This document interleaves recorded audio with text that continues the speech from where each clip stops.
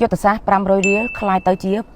$500ការពិតណាលុយ$500គឺកើតចេញពី500រៀលនឹងឯងអញ្ចឹងយើងអាចវាតម្លៃអាចសោយហើយក៏មិនអាចគិតថាវាមិនអាចទៅរួចដែរនៅលើលោកនេះអ្វីក៏អាចទៅរួចដែរឲ្យតែយើងឆ្លាតចេះបត់បែននិងយល់ពីកលៈទេសៈអញ្ចឹងខ្ញុំឧទាហរណ៍ថាបើសិនជាយើងមាន500រៀលយើងគួរ invest មិនឲ្យបានទៅជា$500បើនិយាយឲ្យខ្លីងាយយល់ហ្មងណា first start លុយ500រៀលអាចចាប់ផ្ដើមពីការទិញទឹកសុទ្ធយើងអាចទិញទឹកសុទ្ធមួយដបលក់ហើយជាទូទៅទឹកសុទ្ធមួយដបយើងទិញមក500យើងលក់បាន1000ហើយអញ្ចឹងពេលដែលបន្ទាប់មកយើងអាចទិញទឹកសុទ្ធបាន2ដបទឹកសុទ្ធបាន2ដបយើងនឹងទិញបានទឹកសុទ្ធលក់បាន4ដបអានេះខ្ញុំនិយាយពីការសន្សំតែដែលយើងអត់ត្រូវចំណាយតតែសោះអញ្ចឹងនៅក្នុងលោកនឹងអ្វីដែលសំខាន់នៅក្នុងការឈានទៅរកភាពជោគជ័យគឺការព្រមជឿជាក់ទៅលើអ្វីគ្រប់យ៉ាងហើយហ៊ានសាកល្បងពេលខ្លះគ្រាន់តែយើងហ៊ានបើកបង្អួចចម្រាញ់នៅសមិទ្ធផលសក្តានុពលរបស់យើងឲ្យមុតស្រួចជាទូទៅហ្មងមនុស្សស្រីក៏ដោយមនុស្សប្រុសក៏ដោយគឺពួកគាត់មានសក្តានុពលច្រើនហើយមនុស្សមួយចំនួនត្រូវបានលាក់សក្តានុពលខ្លួនឯងឲ្យកប់នៅក្នុងខ្លួនអ្នកខ្លះសឹងដល់ថ្ងៃស្លាប់ទៅវិញជាក់ស្ដែងសក្តានុពលនៅក្នុងខ្លួនរបស់មនុស្សស្រីស្ទើរតែគ្រប់គ្នាគ្រាន់ថាគាត់អត់មានឱកាសឬក៏អត់មានអ្នកណាម្នាក់មើលឃើញពីសក្តានុពលរបស់គាត់ហើយយកមកកែច្នៃ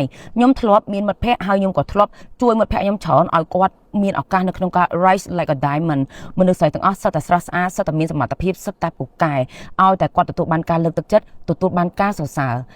រមិនមែនធ្វើឲ្យមនុស្សស៊ីជោទេប៉ុន្តែការសរសើរធ្វើឲ្យមនុស្សនឹងហ៊ានព្រោះគាត់ចាប់ផ្ដើមជឿជាក់លើខ្លួនឯងគាត់ជឿជាក់ថាគាត់ធ្វើបានហើយជំហានទី500ក៏ចាប់ផ្ដើមពីជំហានទី1ដែរអញ្ចឹងការហ៊ាននៅក្នុងការបោះជំហានគឺជារឿងដែលល្អបំផុតហើយរាប់ថាជាដំណើរនៃការទៅរកភាពជោគជ័យត្រូវតែជឿជាក់លើខ្លួនឯងពីព្រោះបើសិនជាយើងអត់ជឿជាក់លើខ្លួនឯងទេគឺយើងនឹងងាយរងសម្ពាធនៃការវាយប្រហារនិងពាក្យសម្ដីរបស់អ្នកចិនខ្លួនមែនតើអញ្ចឹងយើងត្រូវធៀមខ្លួនទទួលនៅការសរសើរទាំងអស់នោះដើម្បីជាឱសថសម្រាប់ជំហានយើងតទៅមុខហើយយើងក៏ត្រូវតែធៀមចិត្តយ៉ាងរឹងមាំទទួលយកពាក្យសម្ដីវាយប្រហារការមិនពេញចិត្តការនិន្ទាការលៀបពណ៌បូករួមទាំងសើចចំអកអីខ្លះផងដែរគឺតែងតែមានហ្មងសម្រាប់វិធីទៅកាន់ភាពជោគជ័យលើកឡើងតែយើងដល់ចំណុចមួយដែលអ្នកទាំងអស់គ្នានោះមិនហ៊ានសូម្បីតែនិយាយប៉ះឈ្មោះរបស់យើង